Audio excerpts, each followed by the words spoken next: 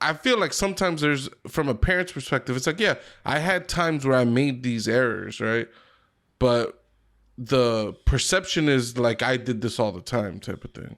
And it's like, I feel like sometimes they're denying, like, because I think if they did some of these things all the time, that makes them a bad parent. And you're basically trying to call them a bad parent, whether they were or weren't. That's a tough pill to swallow. Like if my kid grows up and says that I'm a bad dad, like that would suck. Yeah. You know what I mean? Because I try to be a good parent. You know what I mean? And you can't change anything about that. You're like, right, if your daughter's telling you this at 25, it's like, well, how can I change that?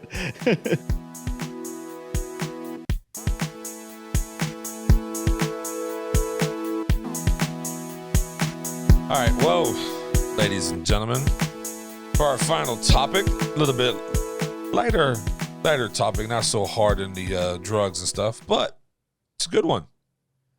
Respecting your parents and forgiving them for their mistakes. You know, because parents ain't perfect.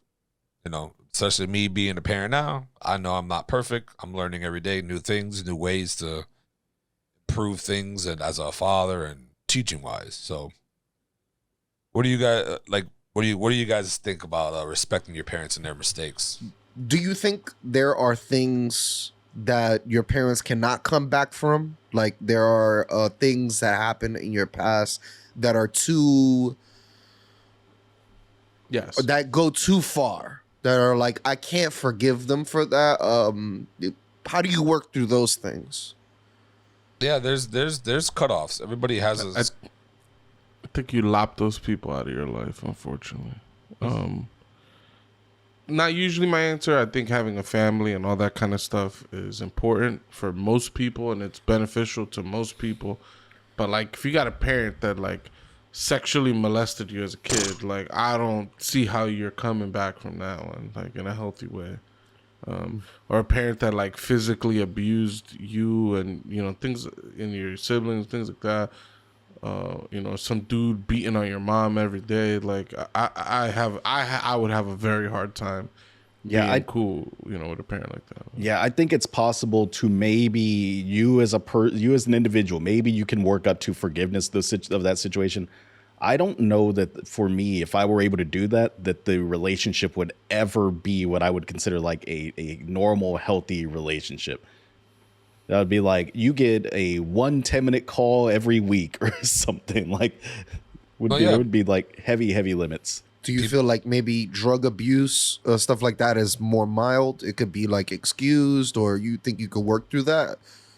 Drug abuse, like if they're willing to like look a for parent help. Who's a drug addict? Yeah.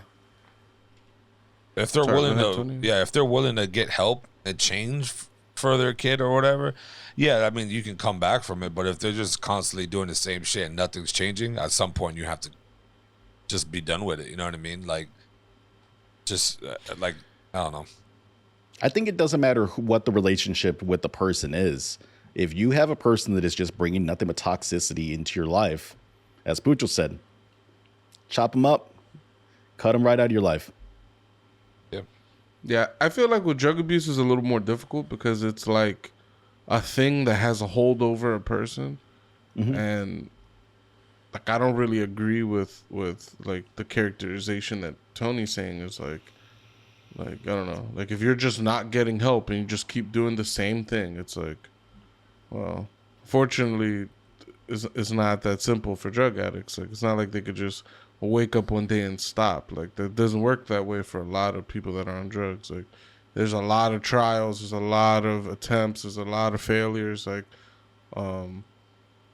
yeah, I'm saying, but like I think everybody's entitled to their own feelings. So like if I had people that I knew that was like a friend and he's drugged the fuck out all the time and he's in, you know, he's a risk for like stealing shit from you to buy drugs and stuff like that, it's like, who could blame me for being like, I ain't trying to fuck with this guy no more? Like, you know what I mean? Like, I don't know. I could see both sides there where, you know, if a person gets better and things like that, of course, you know,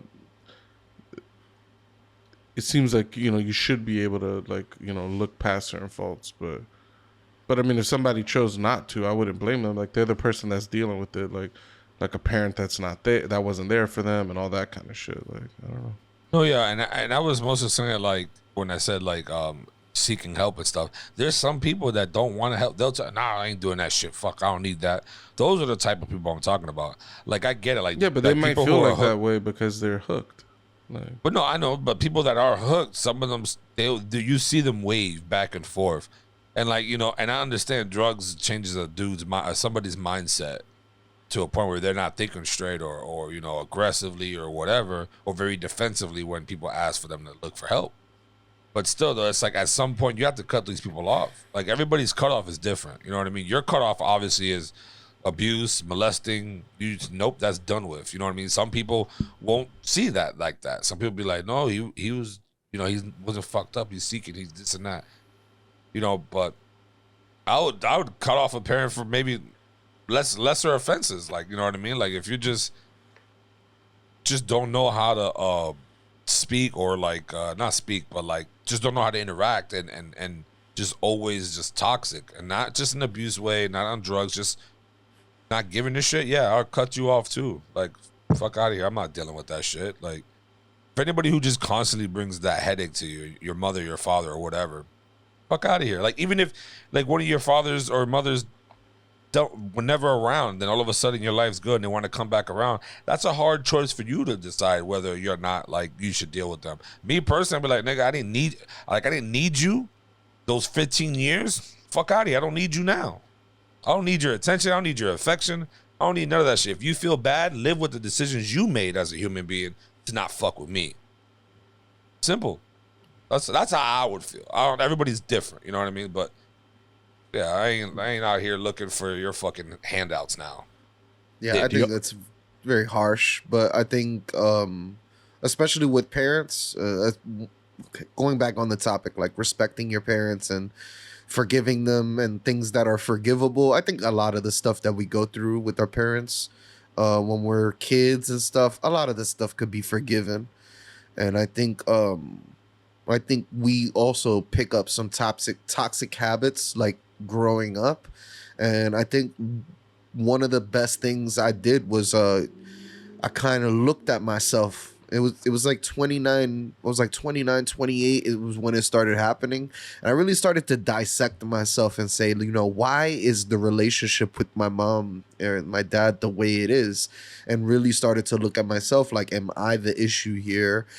Or like, who is really, what's the problem when it comes down to like, because I had a rocky relationship with both of my parents for a long time. And I would say now I'm in the best position I've ever been, especially with my mom, my grandma, and stuff like that. My father. I've come to terms with a lot of these relationships, and I think you really have to want to change the relationship you're having with them. And I think a lot of that can't happen while you're upset. I think you're gonna get upset a lot. I think it's gonna take some arguments. It's gonna take work to get to a better place if you are having issues with your parents or like your relationship isn't the greatest. I think you got to come to a place where both of you guys can voice your opinions, and you're going to have to voice them several times. It's going to take, you know, for me, it took several times. It took a lot of arguments. But it, you know, I think fixing the relationship with you and your parents and getting on the right wavelength with them, where it's not always an argument and it's not always a yelling competition, and because that tends to happen, you know what I mean? You start arguing and then whoever's talking the loudest wins. You know what I mean? Like that's how some of those conversations go. So I think dissecting that relationship and yourself and why are you so combative with them, and maybe coming at it from like, hey, this is a clean slate conversation. We're not going to bring anything from the past. We're only going to talk about how to fix what we need to fix. Is and that I think is that conversation possible with your parents? Because I think that with like other individuals, that conversation is definitely a lot easier. With your parents, though, it's so hard. We're not going to bring up shit from the past. It's like, I was a kid. You were a grown ass adult for a lot of these situations that are my problem. Yeah, I think you have to have those conversations And I think once you have those conversations and you kind of air out those grievances, and they are aware of your grievances, whether they apologize for them or not, I think you have to have those conversations and those arguments. But I think after a while, you have to come to a place where it's like, okay, we aired each other's grievances out. I think it's important that you guys apologize, like genuinely, or you know what I mean? However it goes, I think you have to have those conversations. Those things have to happen. Hey, you were a parent. You used bad judgment. You made a lot of bad calls, and you have to own up to it. I've got a flip on this. Do y'all think that you have to respect your parents? Hell yeah. Like, as a default, for sure. Yeah, as a default, you should just respect your parents? Depends on the relationship. I think so. Yeah. Like, it depends. Like, I think if your parents a piece of shit, then yeah, maybe they don't warrant your respect. But I think as a default, whenever I see people talking to their parents like shit, I automatically categorize this person as a future piece of shit until I'm proven otherwise. That's how I always think of it. If I see somebody talking to their mom, like yelling at them, cursing at them, shit like that, I'm like this. I'm always like, oh God. There's either a lot of context missing or this person's a piece of shit. And so it's either neutral or bad. Like, you know what I mean? Like, it's, I don't know. I think as a default, I think people should respect their parents. But yeah, but I also think that has a lot to do with how you was brought up too, though, right? Like how your parents spoke to you. It's just like without them even noticing, it latches onto your child. You know what I mean? Like it literally. Like if it's normal in the household to be screaming, yelling, cursing, it normalizes that in your child, and that child growing up, that's normalized to them. You know what I mean? Like, and then as a grown up, you make that conscious effort now to either change it, I guess. And sometimes it's easy, sometimes it's hard because you have this relationship with this person now that's affected by your years of growing up, and it's hard for you to change. Almost like a drug addict, right? It's almost hard for you to change. Like it's almost like not even like a drug addict, because that's actually different. But you know, it's just hard for you to get over that and to try to change it. But you can. It's not like you can't. But that's how that happens. That's how, like someone like you probably wasn't raised in a household like that. So it's different from your aspect. You're looking at it like, damn. But you're also understanding like, damn, there's a lot of content behind it that I don't know. That's probably why they act like that with each other.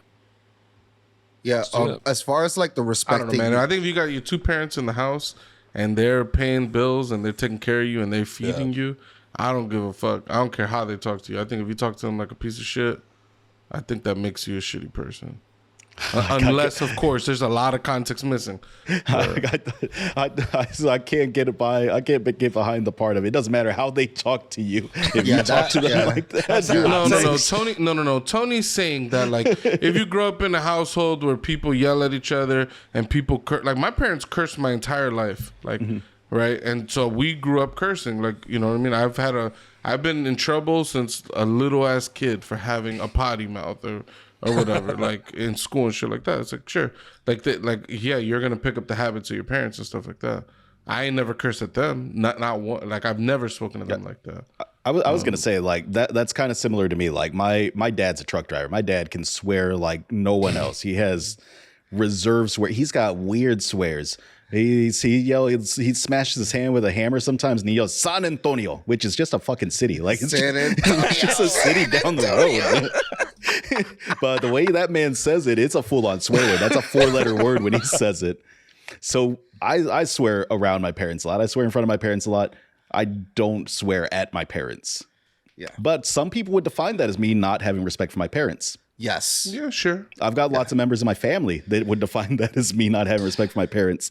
How dare you say that word in front of your mom? Or even questioning your parents. That's also a thing. Like some people, like I have a coworker that told me like, yo, if I even raise my voice just a little bit, I would fucking get destroyed by my father or whatever. I'm be like, damn, that's crazy. I even had some people be like, yo, like, and does that mean that person respected their parents more because they wouldn't raise their voice around their parents? Or I think it was just mostly fear.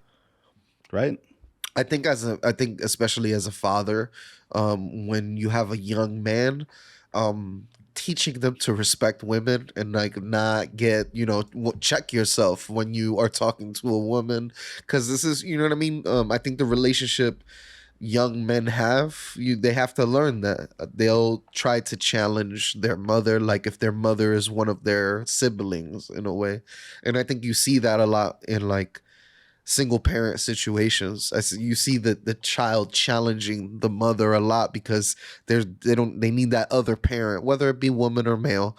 They need that other there just to check the checks and balances, you know what I mean. So I think a lot of our problems when it came to me and like my brother and stuff like that is that we were kind of unchecked, and we needed somebody to check us there. And my mom wasn't around a lot of the time because she was working, and you got to come to terms. Like, my mom did the best she could with what she had.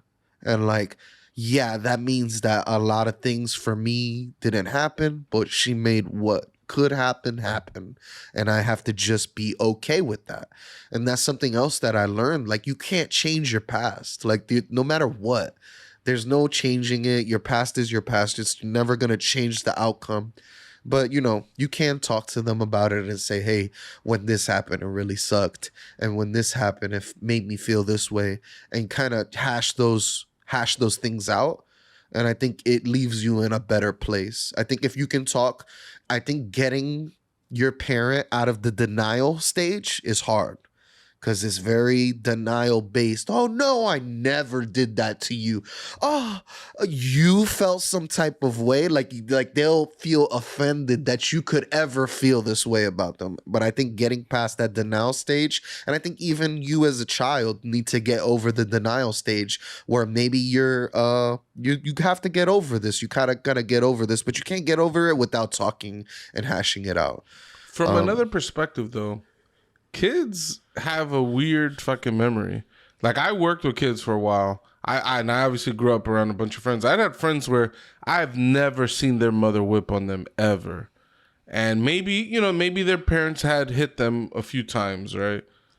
But they'll be like, yeah, my mom, like, with belts and this and that. And, like, they probably got whipped 2 times in their life for doing some of the worst shit you could think of. And their takeaway now is like, yeah, my mom used to beat me.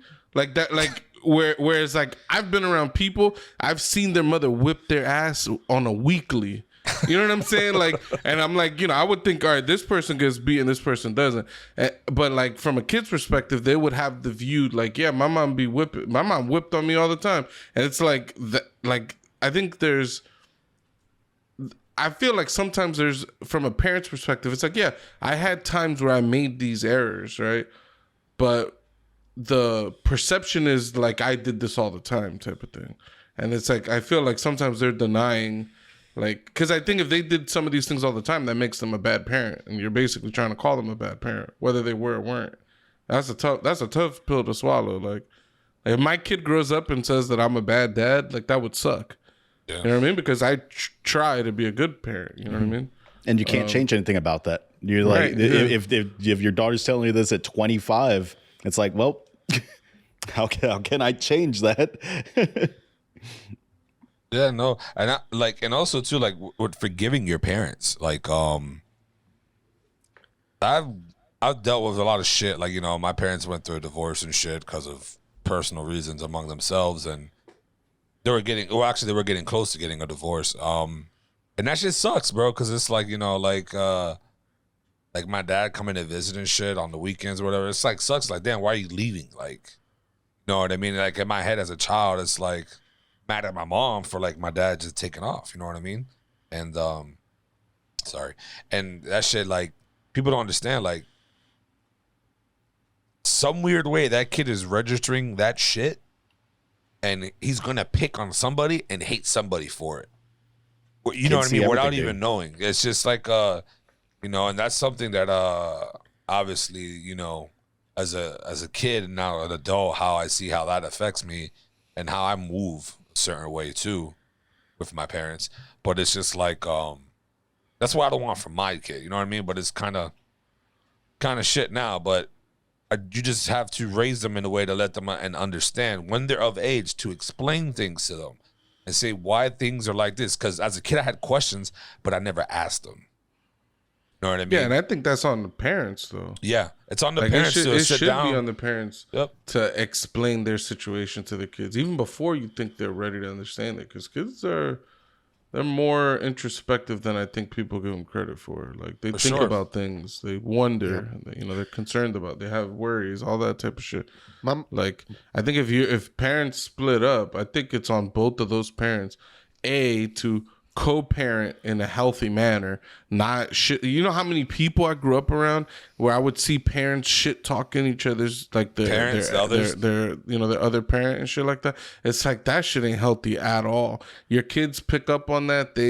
I've seen moms just straight gaslight the shit out of children and be like, yup, my dad's a deadbeat piece of shit who don't care about me. And it's like, it ain't like that. And then when the kids start acting that way, then of course, then the other parent's gonna start feeling the type of way, and then maybe they don't come around as much or show as much love, and then it becomes kind of like a self-fulfilling thing. You know what I mean? Yep. I think like you shouldn't do that, and you should be over communicating the current situation. Explaining that you're safe. You still got two parents. It ain't like a traditional household, but we're gonna make it work. And nobody hates each other. Nobody left because of you. Like, you're not the problem here. Like, all that type of shit. Those are the types of things that kids be thinking about. Like, yeah, and those are the things, like, it's definitely going to be a question and a conversation one day. But it's like, like all the shit I had as a kid, I'm going to make sure that someone speaks to me, like, or I speak to my kid, I'm going to make sure, because I know how that affected me. So, I'll make sure that I do my best to explain it and go through the whole steps, because it's, at the end of the day, like, co-parenting is got to be a healthy thing between both parties. You can't, because that shit that's a mission on itself. Like, you can't have hate for somebody, sure. Especially because you're teaching your kid that shit without knowing you're teaching them that. So, yeah, man. Yeah, I think by default, like, respect your parents until you have a reason not to. And I don't think that you're obligated to forgive your parents or even have those conversations. If you had a shitty childhood, I don't think you have any obligation to have that conversation with your parents and try to fix the relationship. If someone's toxic, you can just leave them the fuck alone. It doesn't matter if they're your parents, doesn't matter if it's your sister, doesn't fucking matter. Someone's toxic, you have no obligation to that person to forgive them or to have those tough conversations. Yeah. Yeah, unfortunately, in Spanish culture, a lot of parents feel owed stuff like that. Like, how you can't speak to me like that. Oh, you can't tell me to leave you alone. How dare you? You know what I mean? How dare you tell me to stop talking to you? I'll speak to you as much as I want. So you do get a lot of those conversations. But I feel like, dealing with the problems, like Mateo said, you're not obligated to do any of this. And if it's less toxic for you to do that, I probably suggest you do that. You know what I mean? But I think if you can have it with your parent, I think having that relationship evolve is a very beautiful thing. You know what I mean? When you can not hold all those things against your parent and you find a new way to deal with them and a new way to it's helped me a lot. It's helped me a lot. So there is light at the end of the tunnel sometimes when you can get to a place of understanding and you can both come to an understanding where one person says, I'm really sorry I did that to you, that, I understand what you're saying now. It's really good. I really appreciate coming to terms with a lot of that. Yeah. It's always room for one-upping yourself in life. Yeah, never evolving. Too late. Yeah, I wonder, not to prolong the conversation, I wonder why, like how like for me, right, I have had my issues with my parents, right? Tons of things throughout life, right? But I after adulthood or things like that, I've never really thought of like asking for forgiveness for things or like I don't know. It's interesting to me how certain like things in different people's lives impact them differently, I guess. Like even two different people going through a very similar thing, you know, one set of people could have that baggage for the rest of their lives. I was about to say that even with my siblings, I don't have. I've never had any issues with my parents. My parents and I have a very good relationship.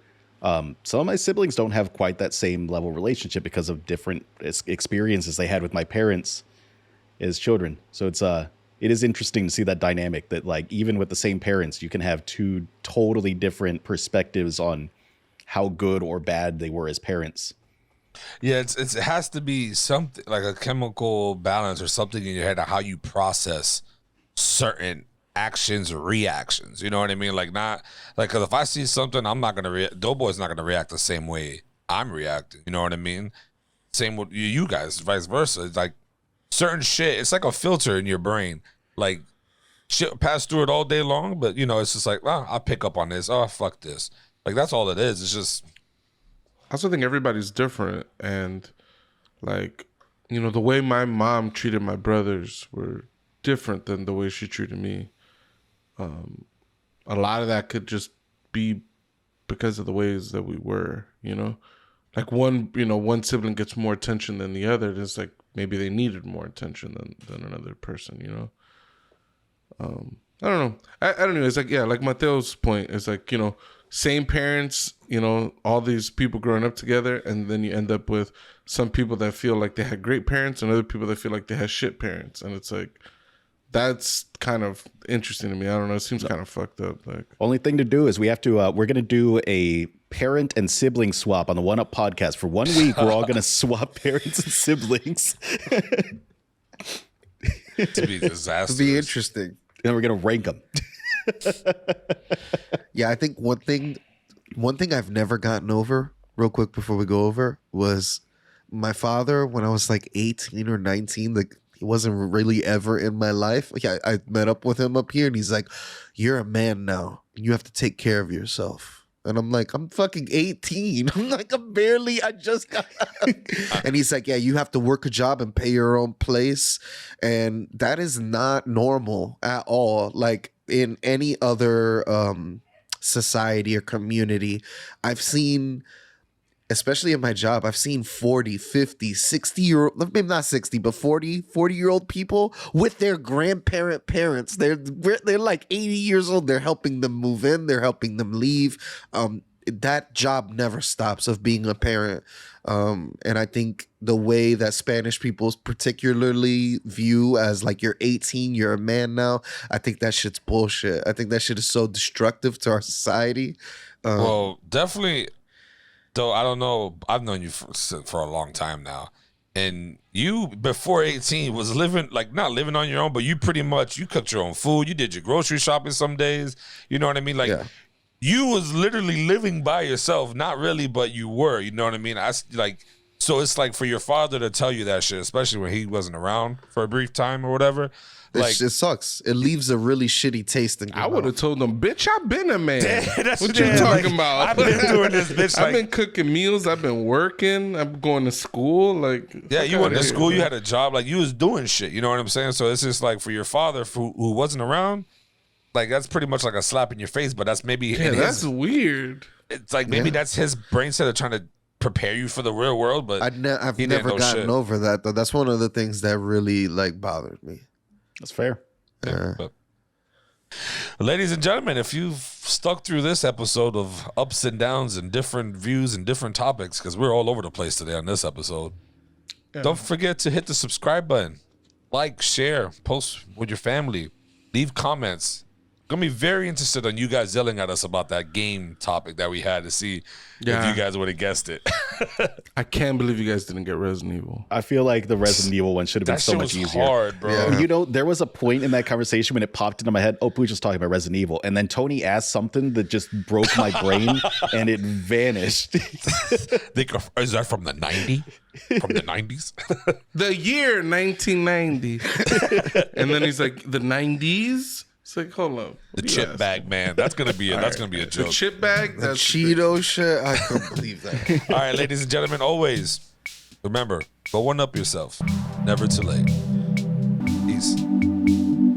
Or 7 up yourselves. 6 up. Peace.